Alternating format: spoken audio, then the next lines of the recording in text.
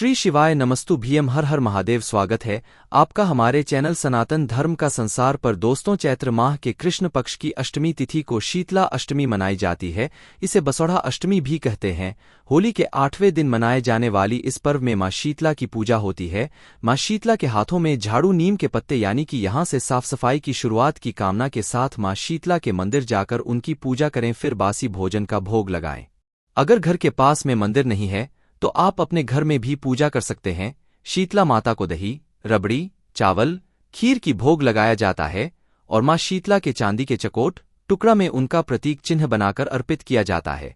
फिर लाल धागे में बच्चों को गले में पहना दी जाती है ताकि बीमारियों से बच्चों की रक्षा हो। तो शीतला मियाँ की तो एक दीपक कहा जलाए कि मां शीतला का आशीर्वाद बरसे। आटे को पानी से गूंथकर एक छोटा सा दीपक बनाए, गेहूं का आटा, फिर दीपक में रुई की बाती डालें और घी डालें और फिर मां को दीपक, यह दीपक बिना जलाए ही माता को चढ़ाया जाता है, याद रखिएगा। और फिर पूजा करें। इसके बाद अपने घर के सभी लोगों के सर पर या फिर हल्दी से टीका करें और खुद भी टीका लगाएं। फिर हाथ जोड़कर मां से प्रार्थना करें कि हे माता, लेना और सिली ठंडी रहना। इसके बाद मंदिर में जाकर आप पूजा कर सकते हैं, घर में भी कर सकते हैं। रोली हल्दी से टीका जरूर लगाना है। मां को काजल, मेहंदी और वस्त्र, लच्छा वगैरह अर्पित करें। फिर पूजा की सामग्री अर्पित कीजिएगा और आटे का जो दीपक है बिना जल आपको अर्पित करना है।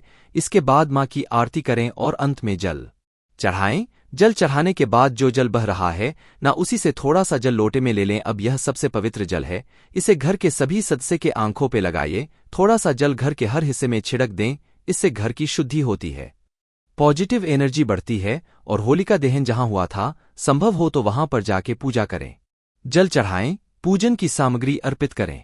अगर संभव हो तो, नहीं है तो कोई बात नहीं। इसके बाद घर आने के बाद रखने की जगह पर पूजा करें। मटकी की पूजा करें। आपके घर में जहां से आप पानी पीते हैं वहां पे पूजा करें और फिर बचा हुआ सारा सामान कुम्हारन को, गाय को और ब्राह्मण को दे दें। और इस तरह से मां शीतला की पूजा करने से आपकी तमाम मनोकामनाएं पूर्ण होती है और मां शीतला की कृपा से घर में सुख, शांति और आपका अखंड सौभाग्य का वरदान मिलता है। पुत्रवान होने का, संतानवान, आरोग्यवान होने का वरदान मिलता है। तो मां शीतला ऐसी ही है।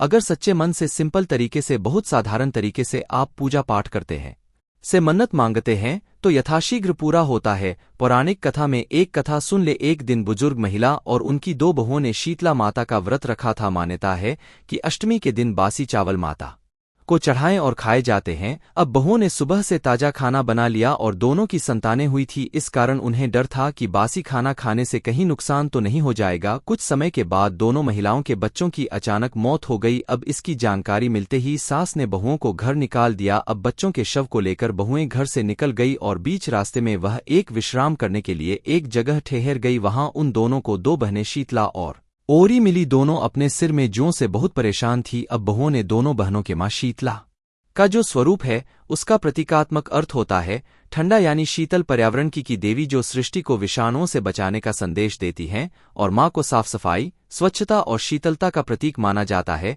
उनके वस्त्रों का रंग लाल है जो खतरे और सतर्कता का प्रतीक है। मां शीतला की चारों भुजाओं में झाड़ू, घड़ा, सूप, कटोरा सुशोभित है जो सफाई का प्रतीक चिन्ह है।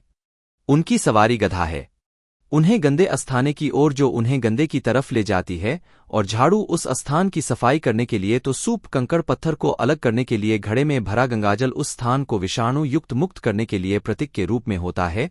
तो मां शीतला की कहानी एक और कहानी बहुत ही प्रचलित है, जरूर सुनिए, क्योंकि मां शीतला की कहानी सुनने से बहुत सारा आशीर्वाद भी मिलता है। आपके बच्चे दीर्घायु होते हैं। देखिए, माता के संदर्भ में बहुत सारी कथाएं हैं। अभी हमने एक छोटी सी कहानी आपको कही। एक और कहानी आती है कि एक दिन शीतला माता ने सोचा कि धरती पर चलकर देखें कि धरती पर उनकी पूजा कौन कौन करता है और कौन उन्हें मानता है।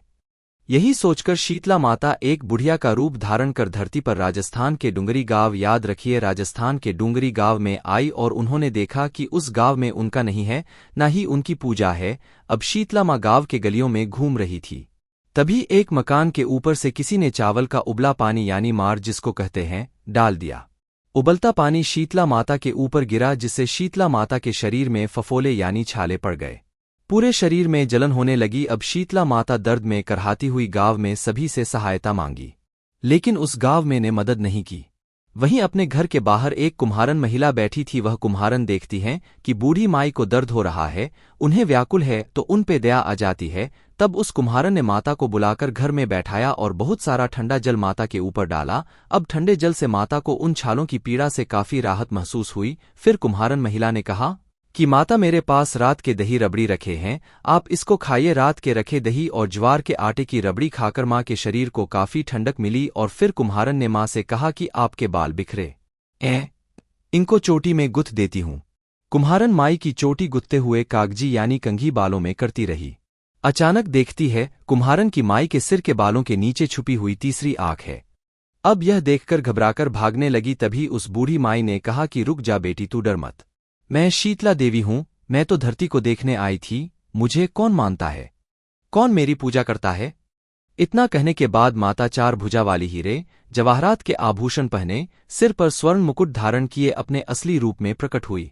कुमारीन महिला शीतला माँ को देखकर हो गई और उसने माता से कहा कि माता, मैं तो बहुत गरीब, आपको कहा बिठाओ, मेरे घर में ना तो चौकी है ना बैठने को आसन। तब माँ ने प्रसन्न होकर कुम्हारिन के घर पर खड़े हुए गधे पर जाकर बैठ गई और एक हाथ में झाड़ू दूसरे हाथ में डलिया लेकर उस कुम्हारन के घर की दृढ़ता को झाड़कर डलिया में भरकर फेंक दिया और उस कुम्हारिन की श्रद्धा भाव से खुश होकर वरदान मांगने को कहा। तब कुम्हारिन ने हाथ जोड़कर कहा कि माँ, आप अगर वर देना ही चाहती हैं तो इसी डूंगरी गांव में ही निवास करें, और जो भी इंसान आपकी श्रद्धा भाव से अष्टमी को पूजा करें, व्रत रखें, आपको ठंडा जल, दही, बासी ठंडा भोजन का भोग लगाए, उसकी गरीबी ऐसे ही दूर कर दें। पूजा करने वाली महिला को अखंड सौभाग्य का आशीर्वाद दें। साथ ही जो पुरुष शीतला पूजा के दिन नाई के यहाँ बाल न कटवाए, धोबी को कपड़े न धोने दें और पुरुष भी अपना आप पर ठंडा जल, नारियल, फूल चढ़ाकर परिवार सहित ठंडावासी भोजन करे, उसके काम धंधे व्यापार में कभी कमी मत करना, दरिद्रता न लाना। तब माँ शीतला ने कहा बेटी, ऐसा ही होगा, और कहा कि मेरी पूजा का मुख्य अधिकार इस धरती पर कुम्हार को ही होगा। तभी से यह परंपरा चली आ रही है कि इस कथा को पढ़ने से घर की दरिद्रता का नाश होने के कारण सभी मनोकामनाओं की पूर्ति होती है। श्री शिवाय नमस्तु भीयम, हर हर महादेव।